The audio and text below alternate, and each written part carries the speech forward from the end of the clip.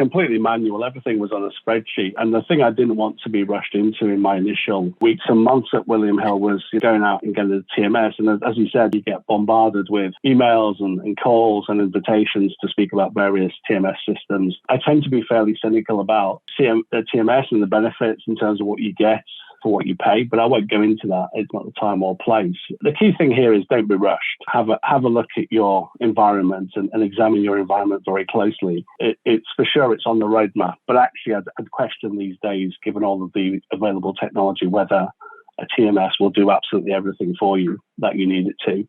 And certainly some are more flexible than others, and some are modular and some are in the cloud, etc. Right? So often what you don't want is bending the business or the way that Treasury operates to the way that TMS operates. It's a tail wagging the dog. You want it the other way around. Yeah, absolutely. And I'm always, as I say, slightly skeptical. I don't think we've cracked TMS yet across the profession in terms of this is what we pay for a system and this is what we end up getting. And can it do this? Can it do that? For example, cash flow forecasting in many TMS is it's rudimentary. It's not always fantastic, but then there are some really good tools now on the market where they specialize in cash, liquidity planning. It's part of your technology picture or stack within Treasury. It all needs to be considered in the round. As long as you get to a place where you're integrated, then you're going to be in a good place. But to say it's one size fits all with the TMS is probably not the right thing to say these days.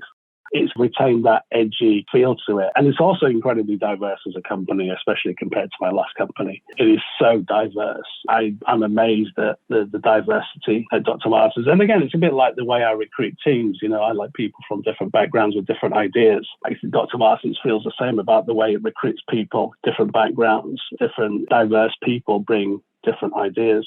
I think the watchword is flexibility. And I think nobody's rushing back full time anytime soon. I saw an interesting acronym the other day, actually, for people who only come in either Tuesday, Wednesday, or Thursday, and it looks a bit like a swear word. But I guess what you don't want to get to is a place where people feel compelled to come into the office. Here at Dr. Martens, Tuesday's our team day, so it means that everybody's in the office on a Tuesday, and that at the moment is all I expect of the team, and it's a small team. But whereas I'm trying to do 2 to 3 days in the office in Camden and a couple of days at home where I can without distraction, easier said than done when you've got 2 young kids. But I think that is very much the word. It's flexibility. I think it's treating the issue sympathetically and empathetically. And Dr. Martens, I think, is no different to William Hill in that respect. Clearly, William Hill for me is still very much recent memory. And again, exactly the same approach there. Yeah, look, I mean, whether that changes again in 12 months' time, who knows? It depends, I guess, on a few factors, not least the development of COVID itself. But I'm quite happy. I think people have demonstrated they can do their job basically from the home or a hybrid. Certainly works for me. I'm not a micromanager, so there's no way I'd want to be looking over people's shoulders anyway, 24/7. So it works as a summary.